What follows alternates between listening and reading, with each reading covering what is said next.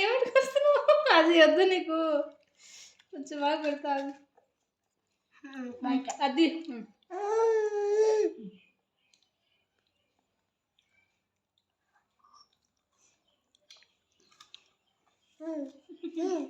బాగుందా?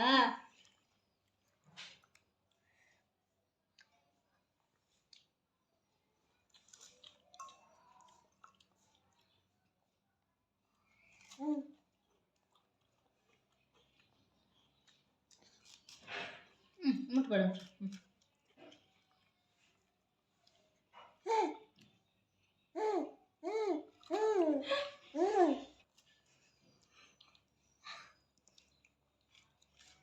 వేస్తలేడు కదా, వద్దంటున్నాను.